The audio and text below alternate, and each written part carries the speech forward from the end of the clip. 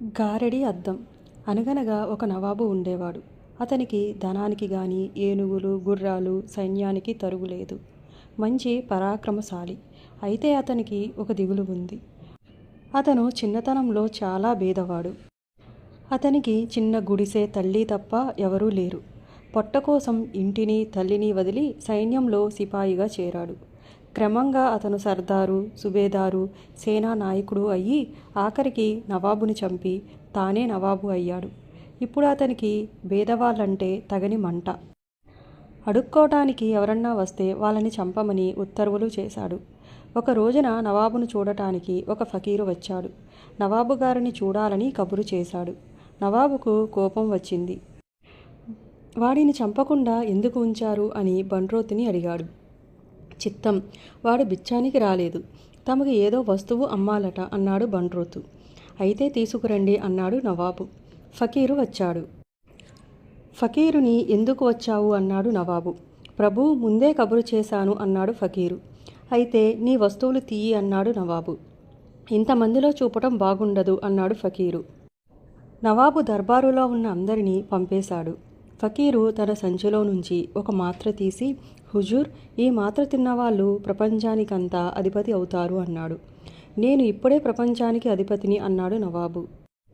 ఫకీరు సంచిలో నుంచి చిన్న పొట్లం తీసి, హుజూర్, ఈ పొడి తిన్నవారికి ప్రపంచంలో కల్లా చక్కని స్త్రీ భార్యగా దొరుకుతుంది అన్నాడు.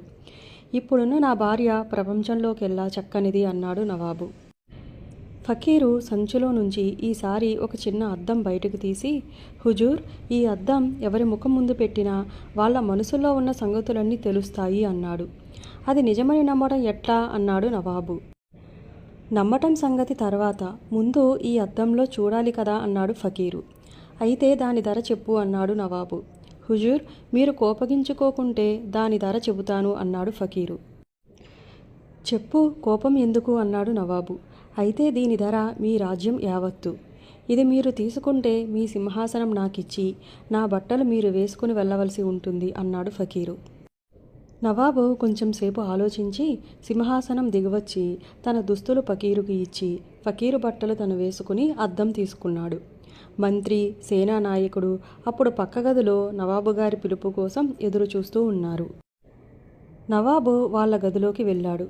మంత్రి మొదలైన వాళ్ళు నవాబు గారు ఫకీరు దుస్తులలో రావటం చూసి ఆశ్చర్యపోయారు. నవాబు అద్దం తీసుకుని మంత్రి ముఖం ముందు పెట్టాడు. పైకి ఎంతో నక్క వినయం చూపిన మంత్రికి నవాబు మీద వీసమెత్తు గౌరవం కూడా లేదు. నవాబును చంపి తాను నవాబు కావాలని సేనానాయకుడితో కుట్రలు పన్నుతున్నాడు. నవాబుకు వాళ్ళ మీద ఎంతో కోపం వచ్చింది. అయితే అది అంతా దిగమింగుకుని అంతఃపురంలోకి వెళ్ళాడు. అతని భార్య చెలికత్తెలతో కూర్చుని ఉంది.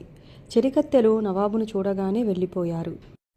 నవాబు అద్దం తీసుకెళ్లి తన భార్య ముఖం దగ్గర పెట్టాడు. గమ్మత్తేమిటంటే అతని భార్యకు కూడా అతని మీద ప్రేమ లేదు. ఇన్నాళ్ల నుంచి ఆమె చూపుతున్నది దొంగ ప్రేమ.